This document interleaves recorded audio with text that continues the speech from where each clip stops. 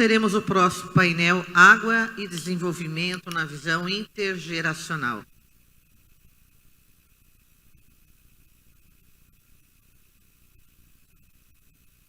Uso da nossa terra. Na Secretaria de Meio Ambiente, a gestão das águas é tratada com rigor técnico e visão estratégica.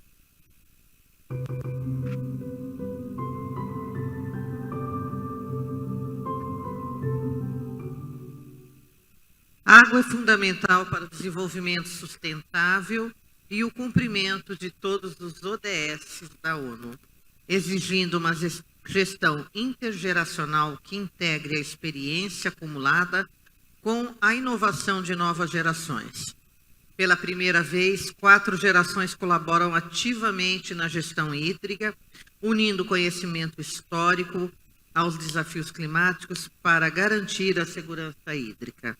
O painel Água e Desenvolvimento na Visão Intergeracional propõe a continuidade da reflexão que foi feita no 2º Fórum Brasil das Águas sobre os desafios e perspectivas de integração destas gerações na gestão de recursos hídricos, fundamental para uma gestão sustentável da água.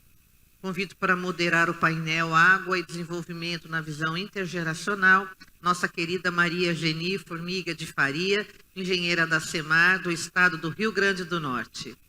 Bom, pessoal, boa tarde a todos. Vamos começar um pouquinho além do horário, né? Mas é isso mesmo. Vai dar certo, porque as meninas já estão ali tudo se organizando, né? Para a gente dar conta aí desse recado. Bom, eu vou começar, vou chamar todas, aí depois a gente vai ter a apresentação, porque a gente vai fazer só uma inversão por conta de uma apresentação, certo? Então, Adriana Bocaiúva, ela é do Fórum Fluminense de Comitê de Bacias.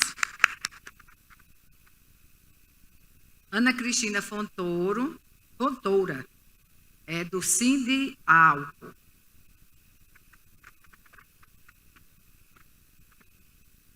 Ana Paula Brites, é diretora da Agência de Águas do Estado de São Paulo.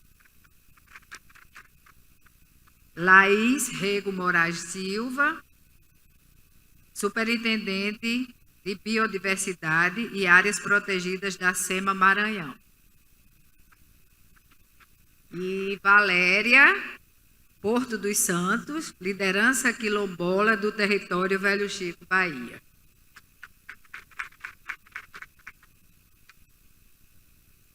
Bom, as panelistas terão 2 minutos para cada fala, né, ou apresentação.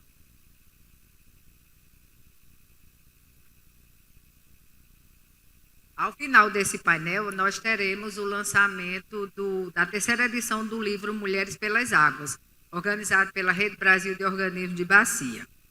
Então, eu vou fazer uma... Podem sentar. Né? O que é intergeracional? Né? É uma palavra assim que não é muito comum, pelo menos eu não tinha muito conhecimento, a não ser quando participei de um painel ano passado no fórum, 2º fórum lá em João Pessoa, e me botaram para falar sobre essa questão, Soraya e Manu que me orientaram sobre isso. Mas isso, em termos gerais, é o que ocorre envolvendo ou estabelecendo relações entre 2 ou mais gerações. Então, o conceito... Deixa eu passar aqui a página, que esse negócio devia deixar dessa folha tudo solta, que era muito melhor. O conceito intergeracional refere-se a um grupo de pessoas nascidas em períodos específicos e que compartilham experiências culturais, sociais e histórias semelhantes. Então, a visão intergeracional, ela refere-se a essa convivência entre pessoas, troca de experiência, de conhecimento e valores entre pessoas de diferentes gerações. A gente, quando tem essa convivência, essa troca, a gente tem um aprendizado que é mútuo, coletivo, é forte, e tem um compartilhamento de sabedoria de várias pessoas, de várias gerações. Então, a gente tem compartilhamento de sabedoria, de inovação e união de diferentes perspectivas e vivência combatendo estereótipos sobre envelhecimento e preconceito. Né? Porque tem aquelas histórias, o pessoal diz assim, esse pessoal que é velho não sabe nem ligar um computador, ou então os idosos não querem conversar com os jovens, né? Porque são muito de rede social, disso, daquilo outro. Mas é uma convivência que pode acontecer e a gente tem uma troca muito grande de conhecimentos, de saber, de tudo mais.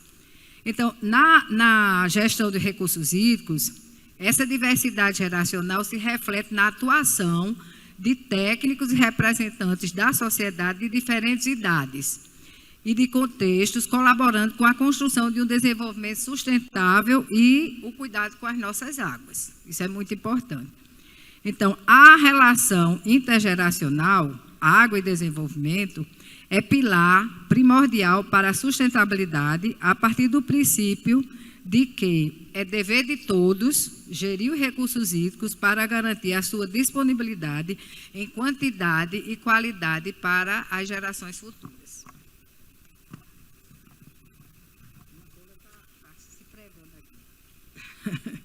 Então, quando a gente tem um grupo de pessoas nascidas em períodos específicos e que, como eu vou repetir, compartilham experiências culturais, sociais, históricas semelhantes, esses cidadãos eles estão agindo com discernimento, com bom senso e conhecimento técnico e intergeracionalidade. Todos incorporados ao Sistema Nacional de Gerenciamento de Recursos Hídricos e atuando nas estruturas de governança brasileira para a gestão das águas, através de órgãos colegiados e administrativos. E o que é que eles estão fazendo? Eles passam a partilhar, cuidar, poupar e conservar, que são atitudes fundamentais para o desenvolvimento sustentável da gestão dos recursos hídricos.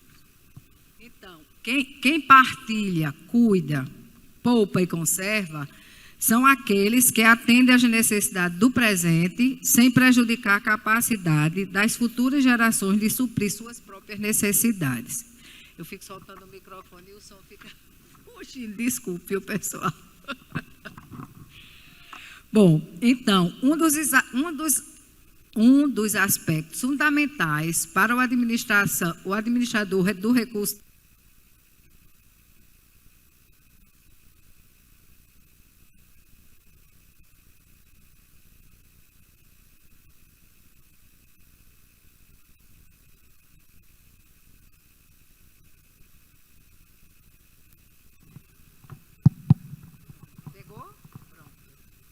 meninas. Eita, ai meu Deus, agora acabou de quebrar. Um dos aspectos fundamentais, estão ouvindo? Está dando som?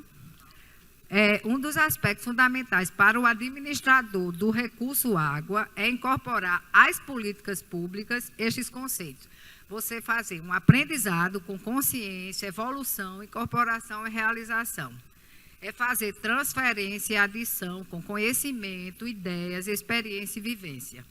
Então, a verdadeira contribuição para o fortalecimento da gestão e do desenvolvimento sustentável, ele vem justamente de pessoas de diferentes gerações, em prol dos recursos hídricos.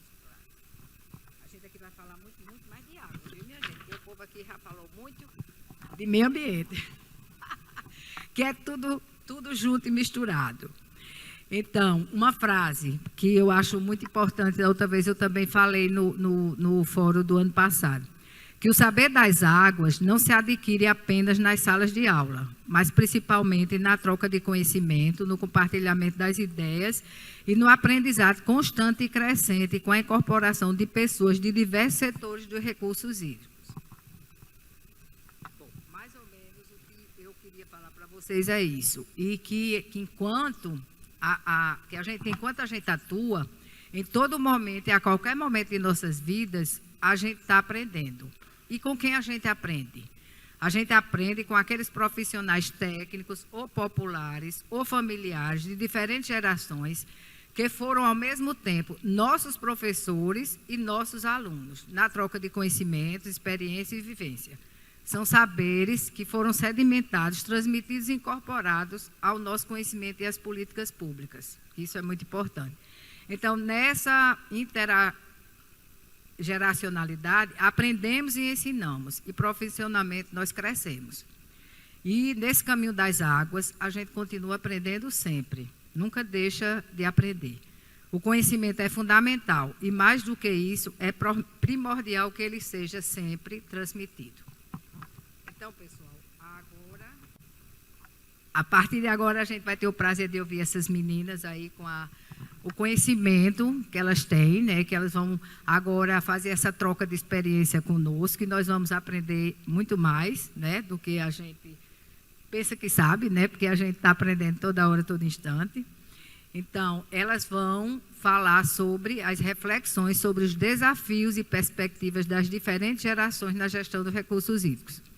Então, vamos poder compartilhar desses conhecimentos e de suas experiências, e que todas as abordagens que fizerem vão ser enriquecedoras nos processos de diálogo, resolução de problema e tomada de decisão. Então, eu vou... Cadê o menino? Ai, já botou. Ele colocou aqui a pergunta que eu estou fazendo para vocês, né? Vocês pensarem, aí vocês vão falar no trabalho que vocês desenvolvem e como vocês, né, fazem essa troca, né, entre gerações com essa visão, para que a gente sempre tenha água e desenvolvimento, né, juntos. Então, eu vou começar chamando Laís. Né, Laís? Laís, fica à vontade.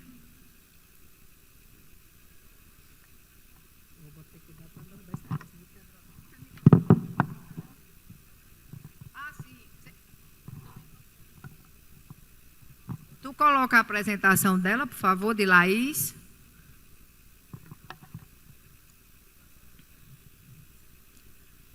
Ele lhe entrega, não? Ah, não, está aí já.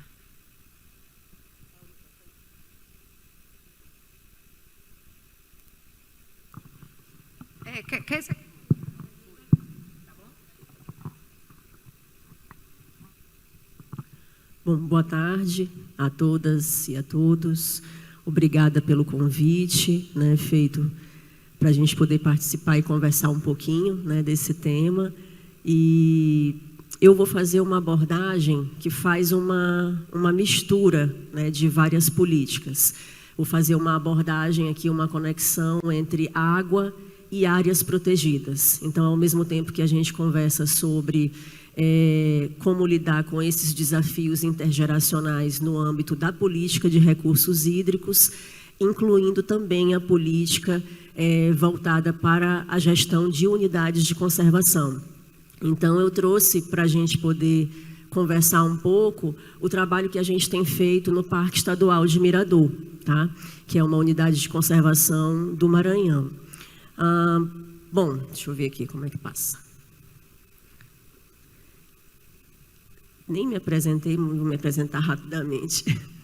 Bom, eu sou Laís Moraes Rego, eu sou analista ambiental da SEMA, sou bióloga e estou como superintendente de biodiversidade e áreas protegidas, que é a área da SEMA que cuida, então, da gestão das unidades de conservação estaduais e também da fauna. Então, no Maranhão, nós temos a SEMA, ele é o órgão que tanto executa quanto também trabalha na elaboração das políticas. E o setor de unidade de conservação, então, é com a gente. Bom, aqui só para a gente se situar, né? Então, a bacia do Itapecuru é uma das bacias bastante significativas que nós temos no Maranhão, e o Parque Estadual de Mirador, deixa eu ver, ele faz, não, acho que não pontua não, né? Mas o Parque Estadual de Mirador é esse achuradinho que está ali na região do alto da bacia do Itapecuru. Então, a gente percebe que é uma área bastante representativa, é um parque estadual gigante, com 500 mil hectares, e é o maior parque estadual do bioma cerrado que nós temos no Brasil. Então, daí a gente já vê os desafios que a gente tem numa unidade de conservação desse tamanho e que foi criado desde 1980. E quando ele foi criado em 1980, nós já tínhamos, então, várias populações que já residiam naquela área e a área se tornou parque. Então, como em outras unidades de conservação no Brasil também, né, nós temos um parque que tem várias comunidades tradicionais que vivem nesse parque. E aí, o que vem de significância e o que tem a ver mais, né, aqui realmente incorporado com a política de recursos hídricos? O Parque Estadual de Mirador é onde a gente tem as principais nascentes do rio Itapecuru, o rio Itapecuru e o rio Alpercatas, e o rio Alpercatas é o principal afluente do rio Itapecuru. Então, é uma unidade de conservação que tem como alvo prioritário principal a questão dos recursos hídricos.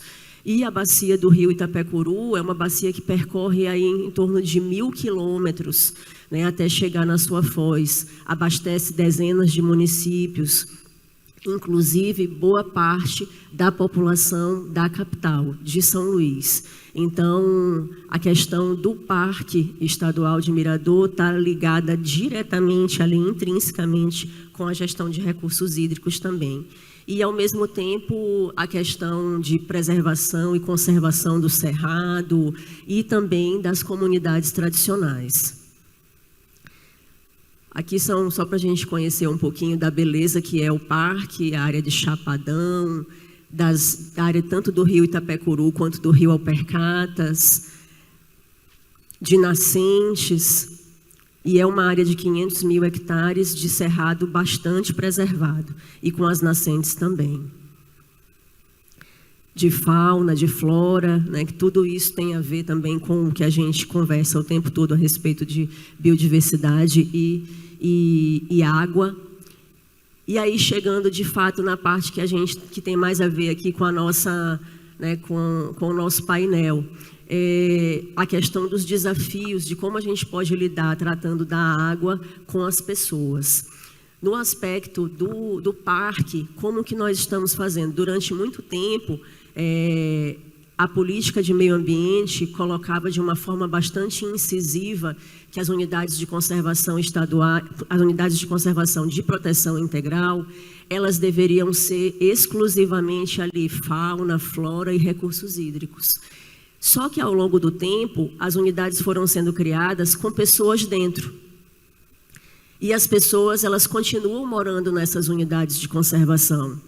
E ao longo do tempo, existe então o que a gente chama de compatibilização dos usos, que é o quê? É a gente conseguir que as comunidades tradicionais que vivem em unidades de conservação de proteção integral, elas possam permanecer naquelas áreas, mas que tenha então a compatibilização do uso delas e também a conservação dos recursos naturais daquela unidade. E aí, nesse aspecto do Parque Estadual de Mirador, muito prioritariamente falando a respeito da água. Então, a partir disso, de 2022 para cá, a gente vem conduzindo uma gestão que traz esse desafio que a Geni colocou, com várias gerações presentes no parque, gerações que vivem desde o início de 1900 no parque. Então, muitas gerações, vários que saíram, né, e outros que continuaram e que permanecem até hoje. Então, nós decidimos encaminhar a gestão no sentido da compatibilização, de então construir os instrumentos de gestão junto com a comunidade, valorizando a comunidade que vive e, ao mesmo tempo, a gente conseguindo regular o uso em conjunto. Isso não é fácil, de maneira nenhuma, e a gente vem conseguindo, então, criar uma relação de confiança bastante significativa com a comunidade que vive no parque. E isso vem exatamente de trazê-los para perto, né, de conseguir mostrar para eles que é melhor construir em conjunto com o órgão gestor, que é a SEMA, e a partir disso a gente conseguir traçar um caminho melhor, tanto para as comunidades quanto para o parque, porque as comunidades acabam vivendo durante muito tempo com insegurança jurídica, porque não sabem até quando vão ser realocadas, por exemplo. Então, convivem com essa angústia o tempo todo. E a legislação coloca que elas não precisam ser realocadas. É lógico que eu estou falando aqui de comunidades tradicionais, não de qualquer tipo de uso, né? Então, a partir disso, a gente foi traçando, de fato, uma gestão participativa, próxima, e trazendo a comunidade para perto da gente e construindo junto. Então, nós fomos conduzindo, primeiro, né, com a questão do próprio conselho da unidade, então, mostrando para os moradores e mostrando para as entidades da sociedade civil, do poder público e do setor produtivo também, do entorno do parque, que a gente precisava constituir o conselho, que a unidade também não tinha. Então, ele foi constituído com todos os representantes. No início, os moradores do parque eram bastante reticentes, porque não se sentiam confiantes para poder participar do processo, e a gente conseguiu, então, trazê-los para perto e mostrar como era importante que a gente conseguisse conduzir o processo junto, em conjunto. Então, nós fizemos isso com o conselho. O plano de manejo do parque foi muito assim, a virada de jogo, de conseguir construir. Então, nós conseguimos fazer 7 oficinas e conseguimos também trazer mais de 250 pessoas para nós traçarmos juntos zoneamento, diagnóstico, recursos e valores fundamentais e toda a metodologia que um plano de manejo traz. Então, e a partir disso, a gente ter como foco alguns pontos do parque. Eu coloquei ali em primeiro recursos hídricos, e no meio, né, quer dizer, e junto com fauna, flora, sociodiversidade e a parte dos chapadões que tem a ver com os recursos hídricos. Então, hoje a gente tem um entendimento que a gente não é exatamente somente os recursos naturais, mas que a gente consiga, então, realmente fazer com que os recursos naturais do parque possam ser conservados e que a gente também consiga garantir o direito das comunidades tradicionais. A partir disso, a gente conseguiu, então, fluir o trabalho, né, de 2022 para cá, onde a gente foi conduzindo vários instrumentos de gestão em conjunto com as comunidades.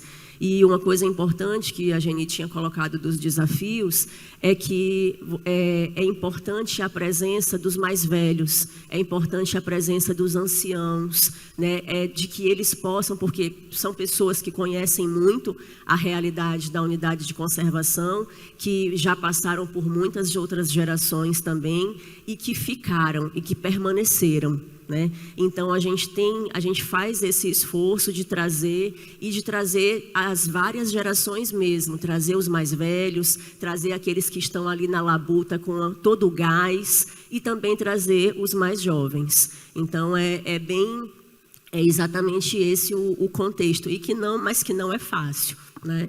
Então, a gente fez com isso o cadastramento de todos os moradores do parque, fizemos um levantamento socioeconômico das comunidades do parque, onde a partir disso a gente conseguiu entender todo o aspecto histórico, de onde eles vieram, como que as famílias chegaram até lá, como eles foram se espalhando ao longo desses 500 mil hectares, que é uma área gigantesca. Né? Então, nós temos 319 famílias que moram no Parque Estadual de Mirador e essas famílias vivem numa vulnerabilidade social bastante alta, num grau de isolamento bastante alto e que, de 2022 para cá, estão se inserindo, estão saindo da invisibilidade e estão, de fato, ali começando, né, a se envolver num processo de gestão onde a água é, de fato, um dos principais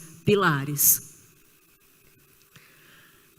E aí, um dos processos que foi bastante significativo foi em relação à autodeclaração. A gente conduziu com as comunidades do parque um processo de autodeclaração como comunidades tradicionais para fortalecê-los e, ao mesmo tempo, para que eles pudessem entender, né, o que é ser comunidade tradicional e que, a partir daquilo, eles teriam, de fato, ali o direito de permanecer no território, contanto que a gente conseguisse caminhar junto para estabelecer as regras. E aí nós fomos conduzindo e construindo outros instrumentos juntos, como o Plano de Manejo Integrado do Fogo, que a gente também conseguiu reunir mais de 250 moradores, e os moradores construindo junto com a gente como é o ciclo do fogo. No nosso caso aqui, o parque é cerrado, então o fogo é um apelo fortíssimo, né? Então nós também construímos isso junto com eles. Monitoramento da biodiversidade também é um outro ponto que nós estamos conduzindo o parque pela sua grandiosidade e pelo estado de preservação que nós temos. Ele é importante para um conjunto de espécies bastante valoroso, muitas espécies ameaçadas de extinção. O Parque de Mirador é uma das únicas unidades de conservação que tem, por exemplo, 7 espécies de felinos. Então, isso vai agregando muito mais valor à unidade de conservação. E aí, já para finalizar, já para poder passar a bola para as minhas companheiras, o momento que nós estamos hoje, que é o momento de construção do termo de compromisso. Eu estou aqui hoje, mas a nossa equipe está lá no parque, fazendo a segunda rodada de oficinas para a elaboração do termo de compromisso. E o termo de compromisso, ele é o instrumento que a legislação coloca exatamente, que garante a permanência das comunidades dentro de uma unidade de conservação para trabalhar essa compatibilização dos usos. Então, ele é bastante desafiador, mas nós estamos conduzindo o processo, seguindo um fluxo, valorizando as pessoas, né, tendo esse cuidado de valorizar as pessoas e também pensar no aspecto de conservação dos recursos naturais. Então, acho que é um desafio que agrega muito, agrega além do trabalho, porque agrega na vida pessoal da gente conseguir trazer o valor que comunidades precisam ser representadas, né, e deixar de serem invisíveis. E, ao mesmo tempo, que estão ali no dia a dia da gestão da água, né, e, no nosso caso, de um parque que tem tanto valor histórico, social, cultural e ambiental para o nosso Estado. Então, é isso. Obrigada.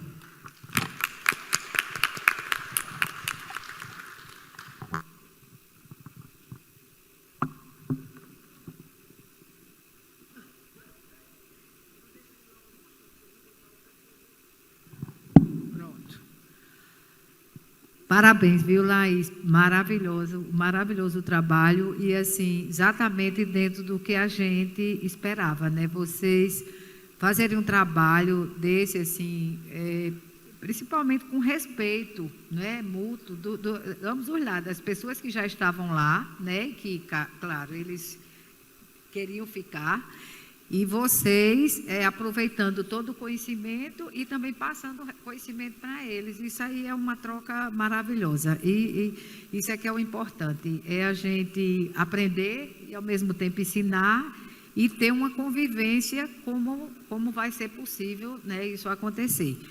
Eles estando na área, talvez a área fique mais protegida do que se eles fossem retirados de lá, né, porque eles estão lá, como você falou, desde 1900, então eles têm um conhecimento muito lindo, né? Importante.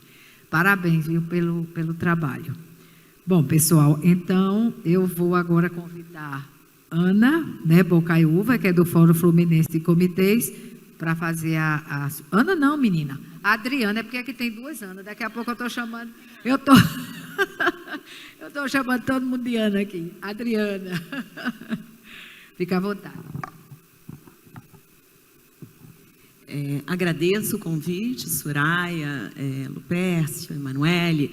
A gente está aqui hoje falando de um tema que me é tão caro. Parece que eu combinei com a Laís, porque minha fala vai ser metade geracional, metade intercultural, né? Que é os desafios que a gente enfrenta no Rio de Janeiro para conseguir fazer um legado da nossa gestão de recursos hídricos mais complexo, mais rico, com a participação, né, com a inclusão de atores tão importantes para essa pauta, que muitas vezes excluídos pelo formato que hoje, né, a gente adota para a gestão de recursos hídricos. Então, eu começo dizendo para vocês que eu fui fisgada aos 14 anos para a gestão de recursos hídricos, numa atividade extracurricular do meu colégio. A gente foi no pátio do colégio, nos fundos do colégio, recuperar uma margem de rio. E isso nunca deixou de me inspirar. Então, eu comecei aos 14 anos. E em 2000, eu entrei no sistema de recursos hídricos do estado do Rio de Janeiro, sendo recebida por decanas incríveis, maravilhosas, como Vera Chevalier, uma série de decanas lá do estado do Rio de Janeiro, recebida com muito carinho, respeito. Eu acho que a importância da gente criar um ambiente agradável, né, para a gente conseguir fazer trocas. E eu comecei atuando numa lagoa, que é a Lagoa Rodrigo de Freitas, na zona sul do Rio de Janeiro, toda poluída, tinha mortandade de peixe a cada 2 meses, que hoje, nesse último ano, eu mergulhei na Lagoa Rodrigo de Freitas, as águas estão despoluídas. Então, é importante a gente falar de ciclo, né, para as pessoas não desistirem. As novinhas que estão chegando não desistam, porque a trilha ela é longa, mas ela é tão prazerosa, né? Então, falar de prazer, da gente criar ambientes prazerosos para a troca, né? Então, lá na nossa gestão de recursos hídricos, eu estou como coordenadora adjunta do Fórum Fluminense, a gente tem dado muita atenção à forma como a gente acolhe novos membros, principalmente a juventude, né, para a gente fazer dessa troca uma troca rica, uma troca respeitosa. E a gente tem também se dedicado, Laís, a tentar incluir as populações tradicionais no nosso debate. E a gente esbarra numa série de dificuldades, né? Então, a dificuldade da linguagem, que precisa ser simplificada, né? O acesso físico dessas pessoas aos ambientes nos quais a gente promove esse debate, né? Então, o Fórum Brasil das Águas, abrindo esse espaço aqui, abre um espaço de debate, né? Da importância da gente se esforçar para fazer essa inclusão na nossa gestão e de que formas são essas que a gente pode criar para abrir espaço para essas contribuições multiculturais, né, e intergeracionais. Então, no Fórum Nacional de Comitês de Bacia, no último Encontro Nacional de Comitês de Bacia, a gente conseguiu promover o Fórum das Populações Tradicionais e Povos Indígenas pela primeira vez naquele evento. E antes desse evento, como eu estava envolvida nesse esforço da gente conseguir envolver esses atores que estão, na maior parte das vezes, fora do sistema, né? É muito difícil a gente conseguir uma contribuição assim, né, do dia a dia, porque está todo mundo ocupado com seus afazeres. E o José, que é um indígena de Rondônia, antes do evento, ele me deu esse anelzinho de tucum. E nunca mais eu vou a nenhum evento, nenhuma reunião do meu comitê, nenhuma reunião do Fórum Fluminense sem usar o anelzinho, que me lembra do meu compromisso com aqueles membros. Ele é um indígena de Campé, lá de Rondônia, com essa causa da inclusão, né? Às vezes a gente está aqui tentando se esforçar para ser inteligente, para entregar alguma coisa de valor, e a gente pode, de alguma forma, até na linguagem, dificultar, né, a troca. Então, é um compromisso da troca, é um compromisso da gente, no nosso dia a dia, na gestão de recursos hídricos, abrir espaço para essas contribuições. Então, nas metodologias que a gente adota para os debates, para as reuniões, os lugares que a gente escolhe para fazer as reuniões, para eles serem lugares que atraiam jovens, a contribuição de jovens, que a gente tente sempre se lembrar nas nossas atividades de que forma que eu posso incluir os colégios, as universidades, né? A gente tem tido uma acolhida sempre muito, uma troca muito boa com a academia, né? Então, quando que a gente consegue, na pesquisa, fisgar contribuições de jovens, que eu acho que para o resto da vida deles, como foi o meu caso, eu espero, né, que assim se dê, eles estejam envolvidos com o tema, né? Então, no nosso último encontro estadual de recursos hídricos do Rio de Janeiro, a gente promoveu um encontro. E aí, Laís, estratégias, né? A gente conseguiu recurso fora dos comitês, para deslocamento de populações tradicionais, né? E antes do evento foi feito todo um esforço para a gente conseguir identificar quem são essas lideranças que a gente precisa ter junto com a gente nos nossos debates. Então, eu não estou vendo aqui porque estão os holofotes na nossa cara, mas tem Rosângela da FUNAI que nos ajuda lá no Sul Fluminense a identificar essas lideranças que está todo mundo lá, cada um tocando a sua vida, não sabem nem que existe comitê, né? A gente precisa fazer esse esforço do encontro, né? Da mesma forma os jovens. O que atrai jovem? Como é que eu vou colocar o jovem para dentro de um encontro de comitês de bacia? Então, todo esse esforço foi feito no nosso último encontro, que foi agora em abril. O tema que a gente escolheu para o encontro foi muito importante em termos de atrativo. O tema foi como que o turismo sustentável de base comunitária pode ser um instrumento de regeneração, tá? E foi num município que é Miguel Pereira, que é um município totalmente voltado para o turismo, que a partir do nós deixamos legados, que a partir do nosso encontro passou então a adotar uma trilha e a conversar com a população, as populações tradicionais que habitam os territórios de unidades de conservação, né, que contemplaram essas populações, para desenvolver atividades que vão regenerar o espaço, que vão manter a proteção do espaço, enfim. Então, a gente acha que até o tema, às vezes, do nosso debate, ele pode ter um twistzinho para ser mais interessante, para ser mais atrativo de novas contribuições. A gente saía um pouco da nossa pauta de só falar do instrumento de enquadramento, e às vezes você muda a forma como você aborda aquele instrumento, né? Parece que tem um jogo ali do Parnaíba, né? De como é que um jogo de enquadramento, como é que você envolve as criancinhas para elas entenderem o que é enquadramento. Então, eu acho que esses esforços, eles são capazes de romper barreiras, mas a gente tem que estar com compromisso com esses esforços, senão a gente, no nosso dia a dia, a gente acaba tocando, né? Business as usual, não dá para incluir a população. Nesse nosso último, então, fórum fluminense de comitês de bacia, a gente conseguiu, então, deslocar com grana, que não foi dos comitês, a gente correu atrás desse patrocínio, esses líderes, e a gente, então, promoveu fórum permanente de populações tradicionais e povos indígenas para estar tratando do tema água e influenciar a nossa gestão com as contribuições deles. Então, essas são algumas ideias que eu queria deixar aqui para todo mundo, que eu acho que está dando certo, e desse compromisso que a gente, então, assumiu no Fórum Fluminense, com essas trocas, com jovens também, né?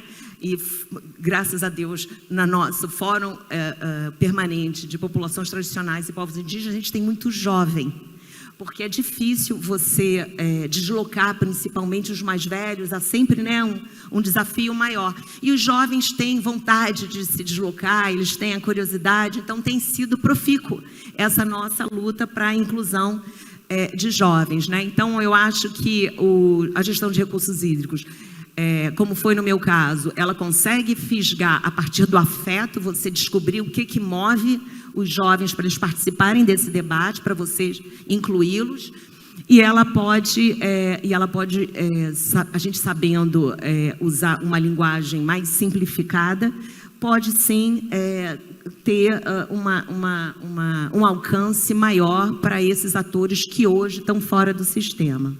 Tá? É isso. Obrigado, Adriana. Maravilhosas suas palavras, seu conhecimento, é muito importante. Essa questão da inclusão é importantíssima.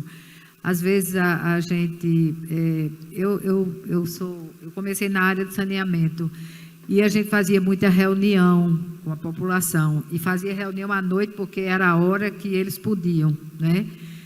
E, geralmente, quem ia para a reunião eram as mulheres, porque elas que tomavam conta da casa, que sabiam a dificuldade que tinha com água, com esgotamento, essas coisas. Mas, assim, a gente sentia que não, só aquela conversa, e é porque a gente fazia maquete de isopor, uma coisa bem artesanal, para mostrar como as coisas aconteciam, como era o modelo de esgotamento que a gente estava levando para aquela região. Mas a gente falava estação de tratamento de esgoto, eles não sabiam nem o que é isso. Então, a gente, às vezes, promovia umas visitas deles para as estações. Aí eles voltavam maravilhados com àquela unidade de tratamento. Então, esses exemplos, como você disse, levar para ver, né, os jovens gostam de ir, né, mas, no caso da gente, as mulheres iam mais do que os homens para conhecer, mas também eu acho que é porque eles trabalhavam e a gente não podia visitar a estação à noite. Mas é muito importante essa questão da gente fazer um esforço para incluí-los naquele processo que você está querendo repassar, mas também você tem que, né, aproveitar e fazer a troca mútua de conhecimento. Agora nós vamos ouvir Ana Cristina, doutora, né, que é do Sindialco, né? Ela vai falar aí algumas experiências dela no trabalho para nós. Obrigada. Obrigada, Geni. Bom, gente, boa noite. Já está à noite. Prazer enorme estar aqui com vocês, dividir esse painel com essas mulheres maravilhosas. Val, Adriana, Geni, nossa mediadora, minha xará Ana e Laís, com quem eu partilhei o trabalho no mesmo órgão por 12 anos. Quando eu entrei na Secretaria de Meio Ambiente, a Laís era superintendente de recursos hídricos, hoje está na área de biodiversidade, áreas protegidas, e qualquer assunto que você queira tratar sobre água ou sobre biodiversidade, é essa referência na SEMA. E ao longo dos meus 12 anos na Secretaria de Meio Ambiente, Geni, um dos grandes desafios que eu tive foram os espaços de governança, porque a governabilidade ela é muito clara. O órgão, com seus instrumentos de execução da política pública, é quase retilíneo, com rotina, algumas questões cartorárias mesmo, tramitação de processo. Mas quando a gente fala de governança, a gente fala de toda uma ação intergeracional, porque você vê pessoas ali que não têm ou têm pertencimento, e pessoas que se empenham realmente em fazer algo compartilhado, dividido, descentralizado. E o cenário pelo qual eu passei na época no órgão era um cenário muito primário dessas organizações de espaços de discussão, de construção de política pública, de sedimentação de questões que ainda eram muito tímidas no nosso estado. Sou maranhense, sou daqui, e a peculiaridade desse estado, do estado do Maranhão, nós somos um estado de transição de biomas. A gente faz parte da Amazônia Legal, mas a gente também tem um cerrado bem expressivo e namora com 1% de caatinga ali com o Piauí. E isso remete a realidades muito diferentes, porque nós somos seres adaptáveis. Então, cada região do Maranhão, o Maranhão é enorme, nós temos o segundo maior litoral do país, e cada região tem a sua peculiaridade. Então, você vem de povos e comunidades tradicionais. Nós tivemos uma força migratória muito grande também no nosso estado, inclusive a minha família palestina veio nesse processo de imigração no pós-Primeira Guerra.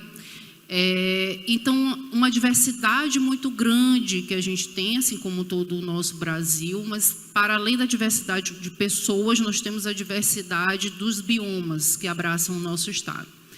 E juntar essas pessoas com perspectivas diferentes em espaços de governança foi realmente muito desafiador, em especial na gestão de recursos hídricos.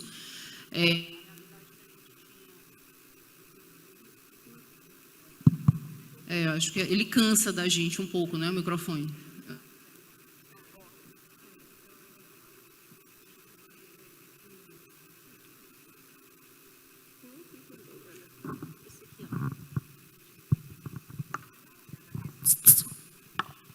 Parece quando toca reggae no interior, vai som. Igual o reggae no interior do Maranhão que ele fez. Tu é regueiro, não é? Mas, enfim, então gente, a realidade nossa é muito diversa aqui no Maranhão. E juntar pessoas que não tinham essa tradição de pertencimento desses espaços de governança com os jovens que estavam chegando para ocupar esses espaços, era um desafio bem peculiar. Mas unindo forças, unindo perspectivas, unindo o conhecimento. Ainda há pouco foi falado aqui da academia, o quanto é importante a pesquisa, o estudo, porque dado gera política pública e base para a execução de política pública, ainda mais na área de recursos hídricos. Culturalmente, o estado do Maranhão, a vivência com a água também é bem peculiar. A gente se irmana com o estado logo do Pará, mas nós somos o estado do Nordeste, nós somos nordestinos e somos o estado nordestino que mais tem água. E toda a movimentação das pessoas que fazem parte do nosso estado geram em torno dos recursos hídricos. Então, tem isso também de movimentar esse pertencimento para as questões da governança hídrica. E, depois passado todo esse processo, hoje a gente tem no órgão toda uma rotina, que depois de um bom custo, ela está totalmente sedimentada e estabelecida nesses espaços de governança. A Laís falou do Parque do Mirador. No Parque do Mirador tem as nascentes dos nossos rios. O Itapecuru é o segundo maior do nosso estado, e isso também foi sendo fortalecido ao longo desses anos na execução da política pública, da importância da gestão descentralizada da água. Com o desafio, como eu disse, intergeracional, a gente vinha de uma população que realmente não ocupava esses espaços. Um passivo que principalmente nós mulheres carregamos. Eu acho que não é à toa que nós mulheres andamos com bolsa, porque a gente tem um passivo muito grande para carregar. E por conta desse passivo, nós também as mulheres começaram a protagonizar esses espaços de descentralização da água, onde a gente começou a discutir. E aí, como eu ia falando, hoje o órgão tem uma rotina muito sedimentada nisso. O Conselho Estadual de Recursos Hídricos funciona a contento, as suas câmaras técnicas, as suas resoluções, as suas recomendações, os comitês de bacia sendo estabelecidos no nosso estado, mas sempre em processo de progressão. E isso com a participação muito forte da sociedade civil organizada, mas também do setor produtivo do nosso estado, e que é agora o local que ocupo, junto ao Sindicato dos Produtores de Etanol do estado do Maranhão e do Pará, e ter essa outra visão, os prismas da vida. Então, antes eu tinha um prisma de servidora pública, agora um prisma de quem está do outro lado, no setor produtivo. A importância desse processo disruptivo que veio de forma geracional, de que o empreendedor, a relação do empreendedor com a natureza é predatória. A gente mudou isso. Antes, obviamente, a gente nas relações que a gente viveu no mundo, antes a gente tinha uma relação homem-natureza.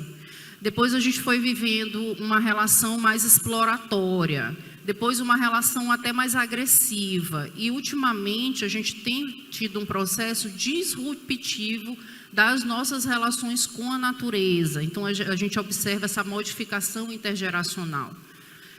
Com o advento, obviamente, do valor do capital, do dinheiro, as explorações dos recursos foram necessárias, mas a gente tem hoje uma situação muito peculiar no mundo. Nós temos uma população como a gente nunca teve, com necessidade de alimentação, com necessidade de utilizar recurso hídrico e com uma necessidade de descarbonização imensa. E a gente teve, então, por essas rupturas intergeracionais, o advento do etanol, que é uma tecnologia nossa, uma tecnologia brasileira, que usa muita água. Então, é um setor que tem muito comprometimento com o recurso hídrico, ocupa os espaços de governança para diálogo, para troca, tem muito compromisso com a conservação e a preservação, que são coisas diferentes, dos nossos recursos naturais. E nos trazem, então, a possibilidade de ter uma produção de energia mais limpa, que conversa, obviamente, não só pelo uso do recurso hídrico, mas na devolutiva desse impacto para a humanidade. Então, nunca a gente usou tanto petróleo na vida, nunca a gente demandou tanta energia, ainda mais com inteligência artificial. As coisas mudaram, a evolução intergeracional é isso mesmo, ou desevolução, né? A involução.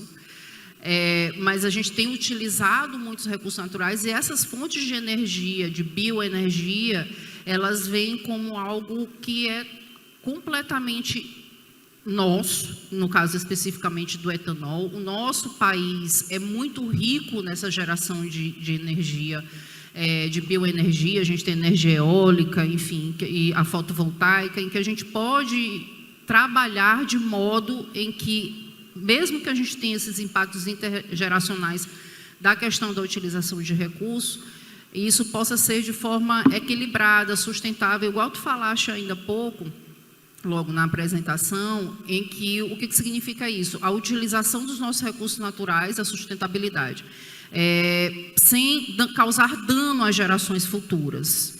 Então, a gente vive esse momento de ruptura intergeracional mesmo, de muita responsabilidade, de muito comprometimento, de participação desses lugares de governança.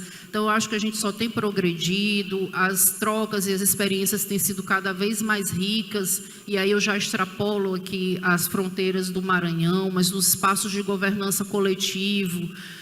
Estou olhando a Maureen aqui, que foi presidente da ABEMA, que é um espaço de governança coletiva que trata também da agenda, tanto da agenda verde, quanto da marrom, quanto da azul, a respeito de todos os secretários de Estado do nosso país.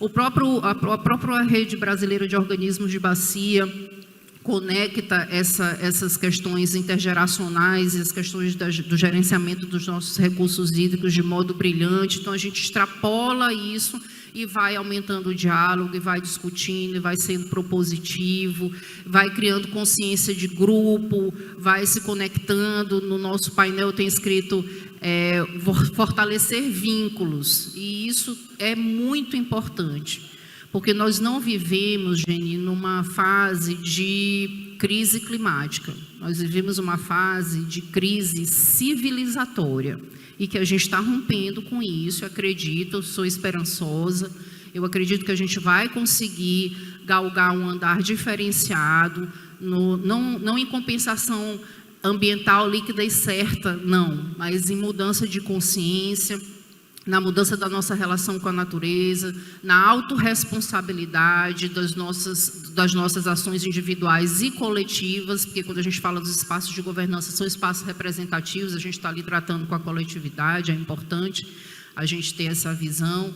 E eu acredito muito que, diante desse movimento que a gente tem vivido e crescido nas nossas relações interpessoais e nossas relações com os recursos naturais, a gente vai conseguir lograr isso. Como eu disse, eu sou esperançosa e eu acredito mesmo. Então, partilhando aqui com vocês um pouco da nossa realidade aqui no Maranhão, desses dois prismas, do prisma da gestão pública como executor, da política mesmo do órgão ambiental, e também nessa outra vertente, participando agora da mesa junto com o setor produtivo, os industriais do nosso estado, eu consigo dizer para vocês que a gente tem nivelado ações, tem nivelado expectativas, tem nivelado força, tem se unido. E eu ouvi aqui de uma colega que falou ontem, que ela disse que grupo a gente pode até andar mais devagar, mas a gente vai mais longe.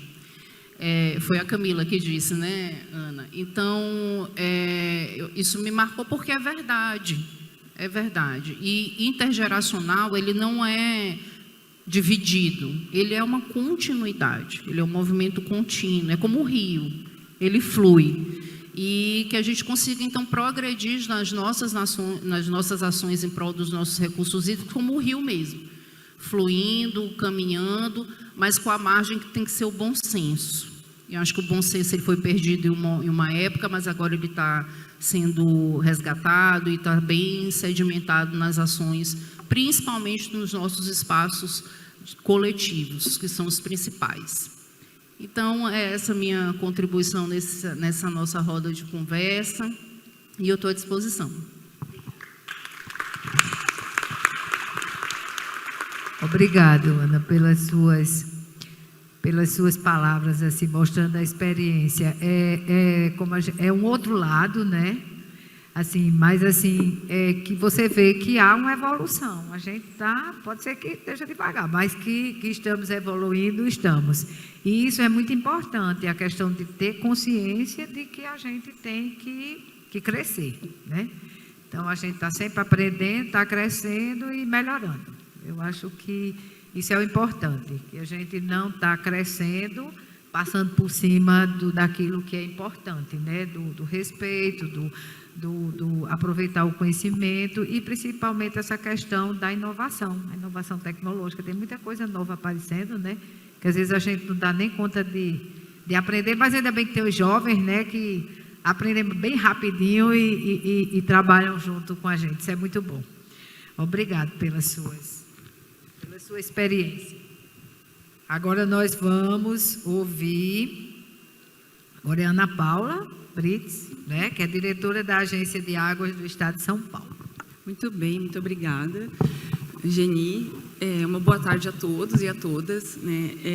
Esse momento é muito especial, assim, né? A oportunidade de participar desse painel, né, e desse evento onde a gente reúne aí diversas instituições, técnicos, academia, gestores, né, para discutir um tema comum, que é o cuidar da água. E aí eu aproveito, né, esse gancho para fazer uma reflexão e trazer a minha fala, né, como uma geração prepara a próxima para continuar cuidando da água. E isso nos traz inúmeras reflexões, questionamentos, né? A gente já parou para pensar quem vai estar cuidando da água daqui 20, 30 anos? Né? Quem serão os técnicos que irão enfrentar as próximas crises hídricas, eventos extremos, seja de cheia, seca? Né? E como a gente vai conduzir, né? Quem vão ser os tomadores de decisão para tratar de segurança hídrica? E aí, quando a gente fala em segurança hídrica, né, a gente não está falando apenas em infraestrutura e obras, né, é muito mais que isso, né? A infraestrutura hídrica, ela se dá através do conhecimento, né, através das pessoas, através da experiência adquirida, então, da continuidade técnica, e isso tudo a gente consegue juntar na memória das instituições, na memória dos estados, na memória de um país, de uma nação. Então, a gestão hídrica, ela atravessa gerações. E aí a gente tem aí, muitos conceitos que a gente utiliza hoje. O próprio modelo de gestão brasileiro, né, ele foi construído através de uma geração que dedicou uma vida inteira. E aí, Soraya, eu não vou chorar, porque você sabe que eu virei a chorona, né? Mas aí a gente tem nomes, né, como né, o professor Rubem Porto, né, temos o Flávio Terrabate, nomes que construíram, né? A gente tem o Gerson Kelman, o Benedito Braga, a minha professora de doutorado, Mônica Porto, né, uma mulher assim que inspira. Né, temos nossa instituição, né, o Moretti, que partiu, temos a Leila, né, temos a Soraya, o Lupércio, que são pessoas que dedicaram muito e que construíram não só conhecimento técnico, mas construíram uma forma de fazer gestão, uma cultura de gestão das águas no país.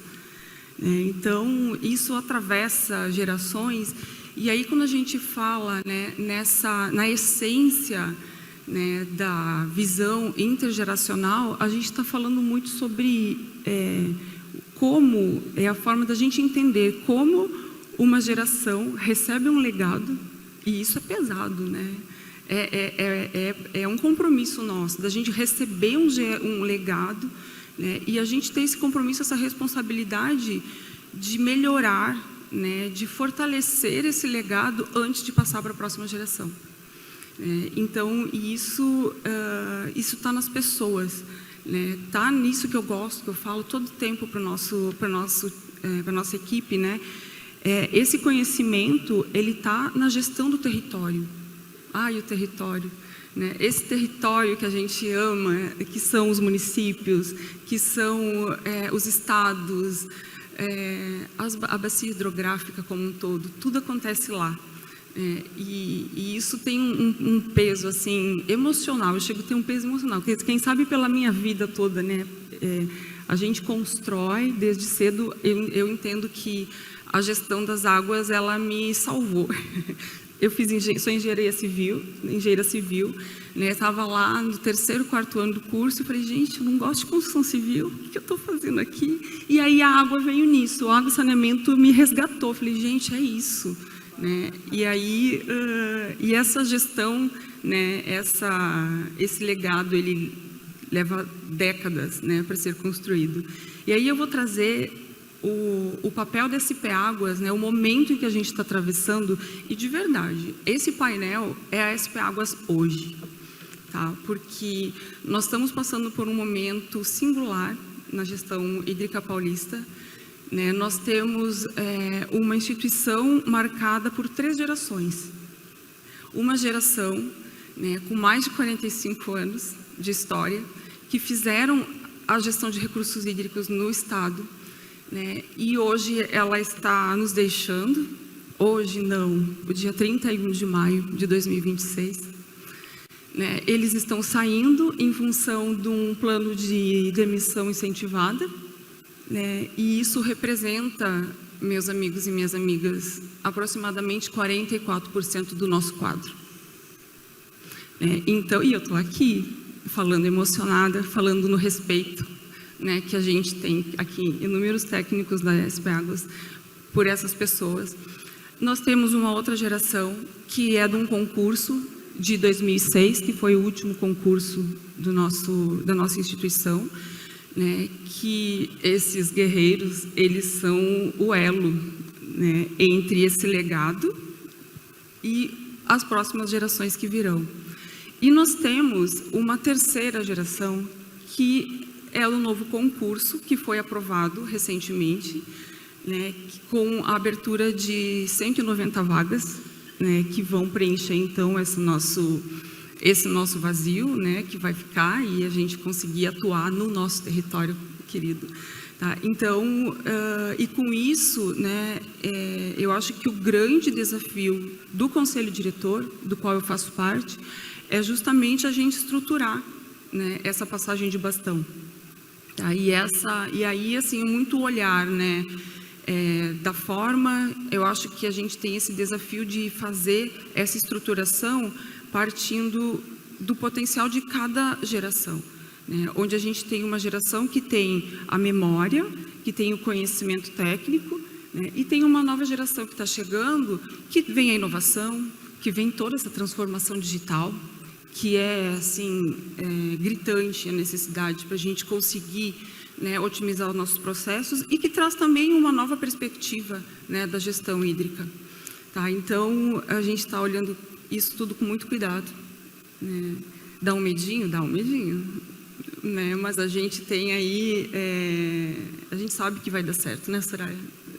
A gente tem aí esses representantes que vão participar e que vão nos auxiliar, né, nessa gestão do conhecimento. Eu acho que esse é um ponto, Geni, que a gente tem que fortalecer nas instituições, né? É a gestão do conhecimento, que hoje a gente se depara com essa necessidade diante disso. E agora, 44% das pessoas que estão aqui vão nos deixar em menos de 30 dias.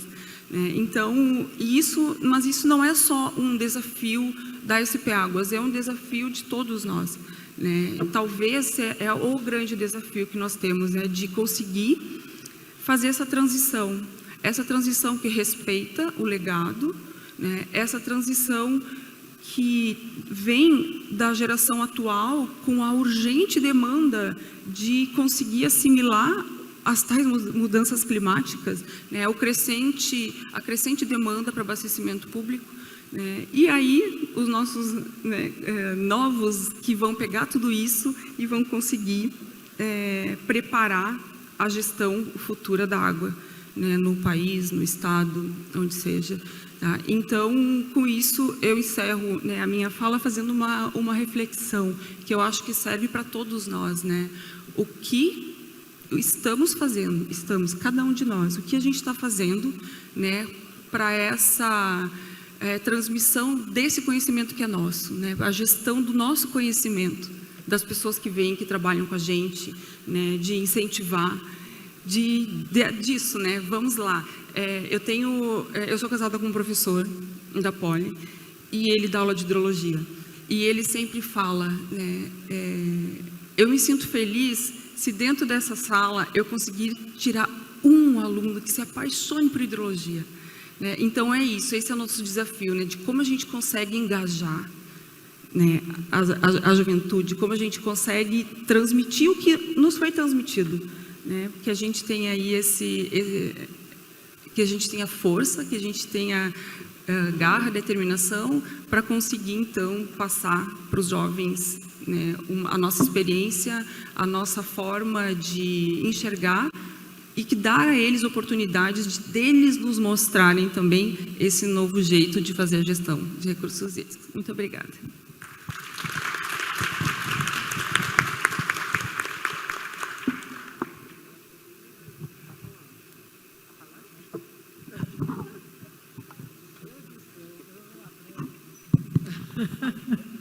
Isso é que eu tenho que aprender. Obrigado, Ana, pelas suas palavras. Você falando e eu me lembrando de algumas coisas. É interessante como, assim, a gente, desde criança, a gente vai gravando umas coisas, né? Eu tenho uma relação com a água, que a gente fala sempre nessa questão, eu acho que desde que eu nasci. Eu nasci em Paulo Afonso, do lado do Rio São Francisco, só que lá a gente não... meu pai era funcionário da Chess, a gente morava no acampamento, tudo era muito fácil, não tinha... mamãe abria a torneira, deixava aberta, papai tinha uma consciência mais... Ele dizia assim, fecha essa torneira, não está lavando, para que está gastando a água? Eu disse, qual é o problema? Nós estamos pagando por ela.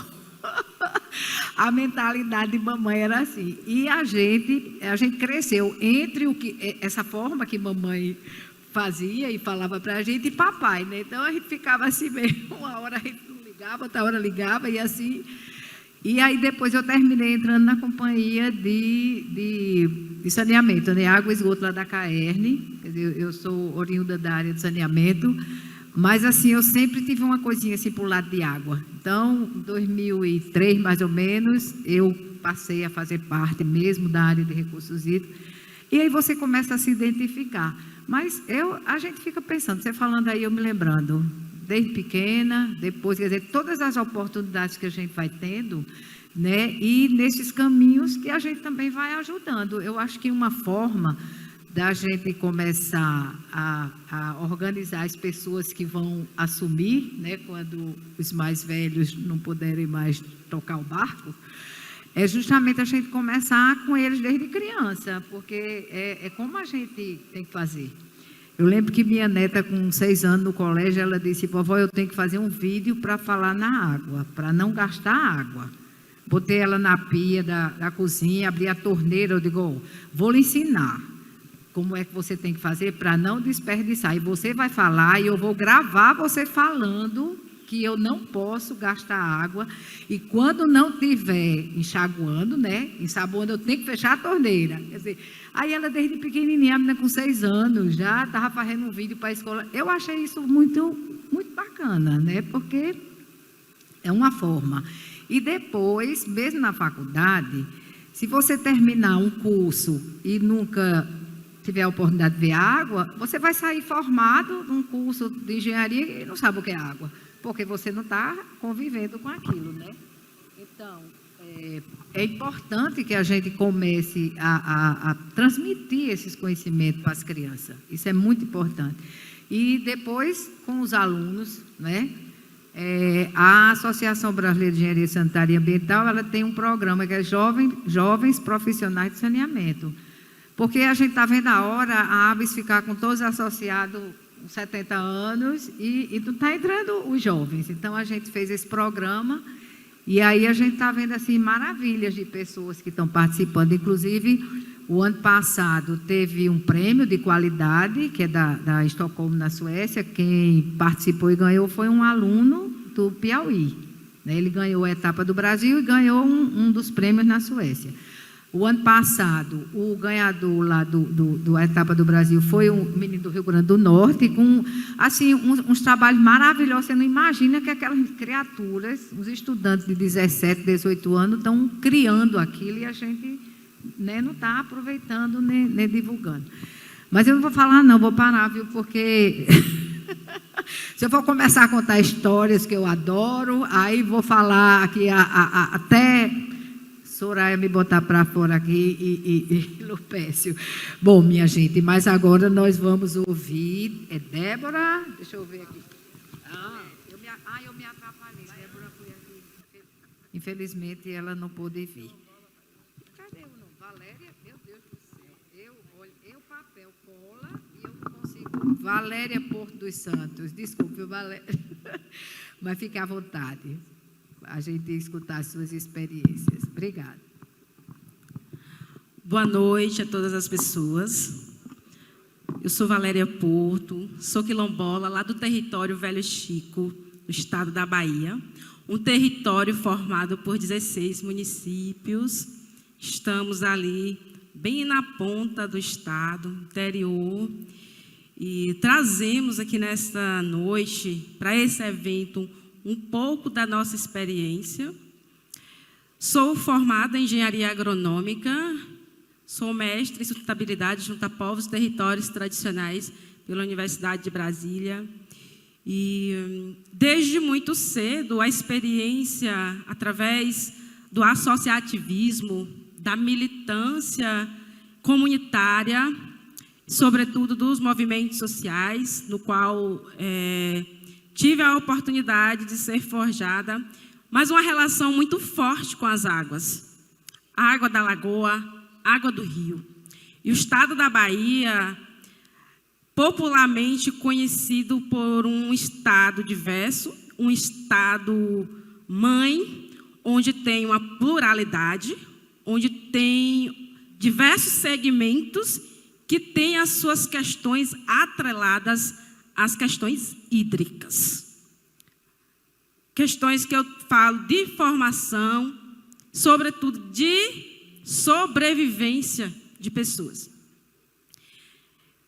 Para falar um pouco de localidade mesmo, a experiência mais profunda que a gente traz é a nossa luta pela garantia de territórios, e essa luta começar justamente pela garantia da água e uma relação através das lagoas, onde ali era um meio para também ter um sustento. E aí eu estou trazendo um pouco desse contexto para dizer que não dá para falar sobre gerações, falar sobre integração sem falar de lideranças. Onde estão as nossas lideranças? Como elas são forjadas? Quais as responsabilidades que assumem nesse espaço de debate, de construção do conhecimento, de formulação de políticas públicas e que elas possam, de fato, concretizarem e fazer a transformação acontecer. Porque gestar e garantir que essa gestão ela seja justa do ponto de vista da garantia, da preservação dos nossos biomas. Nós estamos numa região de Caatinga, em alguns municípios, transição, Caatinga, Cerrado, e a gente percebe cada dia mais a necessidade de que lideranças se coloquem nesses espaços, espaços como esse. E aqui eu quero compartilhar com uma das nossas painelistas, que é a Adriana, que falou aqui do conhecimento, falou do processo de inclusão. Como construir esse conhecimento através das diversas fases. Essas fases que entrelaçam saberes e fazeres. E aqui se falou de inovação tecnológicas. E essas inovações, elas de fato, elas respondem elas estão sendo construídas a partir de uma escuta atenta, em que uma geração anterior, ela consiga, através da oralidade, transmitir os seus saberes e fazeres, juntamente com aqueles e aquelas que estão na academia construindo, mas que também estão em seus territórios, dizendo que está produzindo ciência. E que essa ciência, ela vem de um lugar maior, de uma dimensão que perpassa gerações. E aí a gente tem sim experiências nesse sentido, mas precisamos avançar mais. Precisamos escutar mais.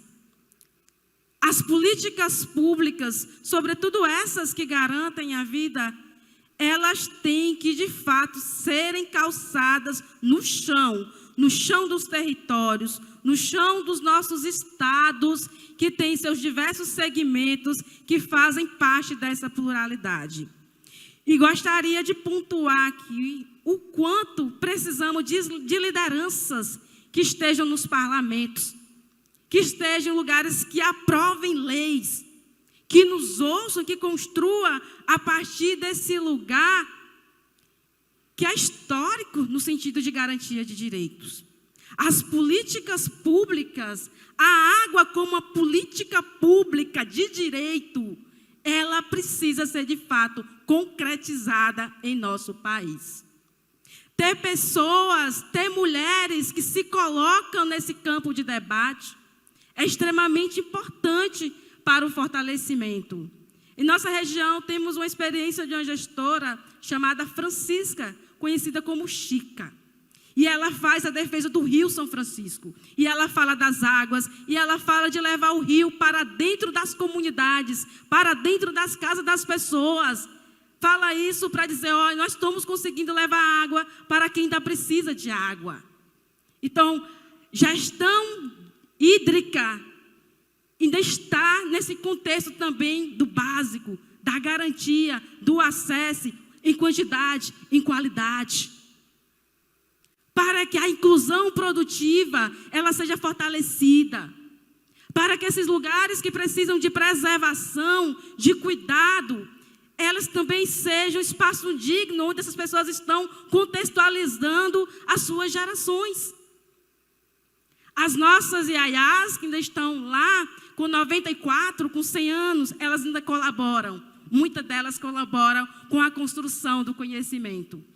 Nós que adentramos a academia e que utilizamos a oralidade num contexto mais simplista, mas que também aprendemos termos técnicos e que conseguimos estar nesses espaços, mas não deixamos de valorizar e construir junto com elas.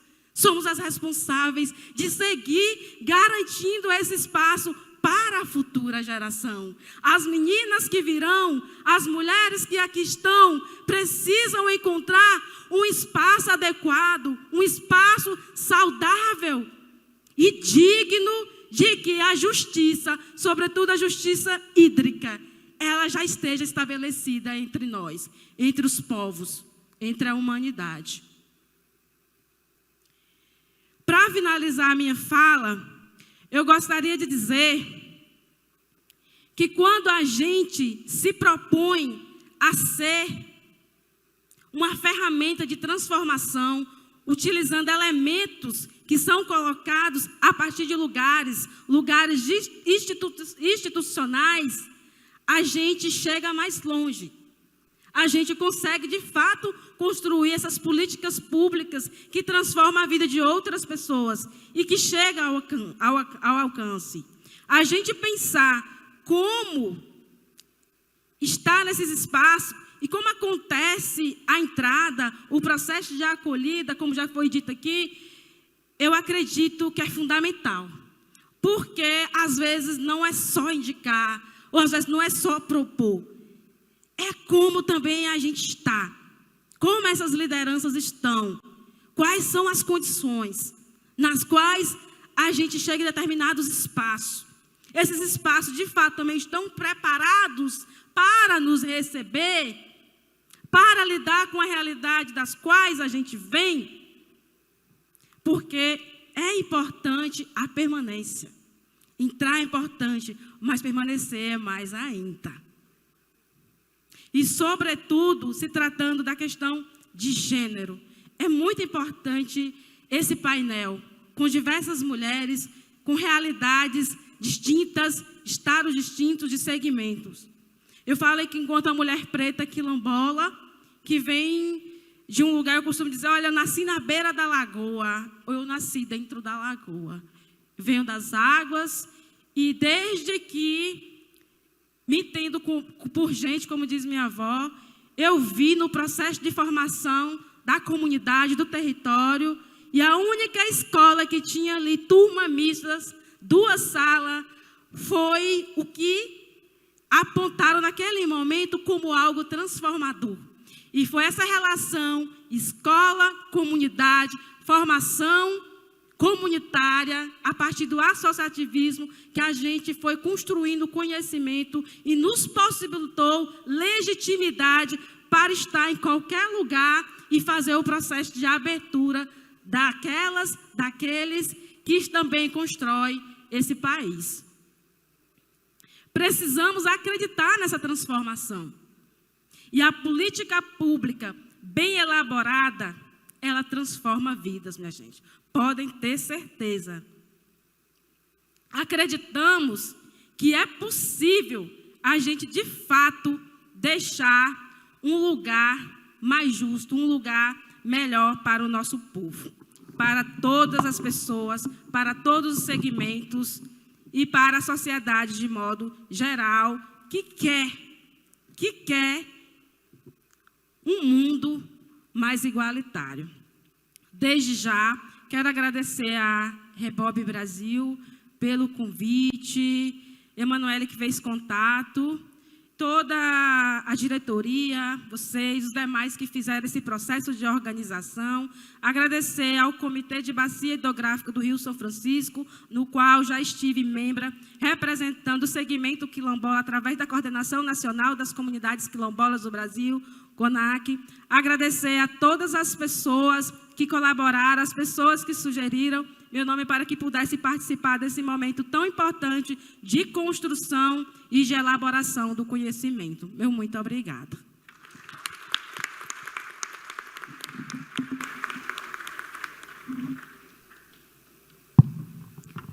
Eu estou emocionada com suas palavras. Aprendi um bocado de coisa, um bocado de palavra, de pensamento, de sugestão, de recomendação, assim, maravilhoso. Eu já fiquei toda arrepiada. Olha, parabéns, viu? Adorei sua fala, não desmerecendo todas nós aqui, mas eu acho assim que foi maravilhosa a sua participação.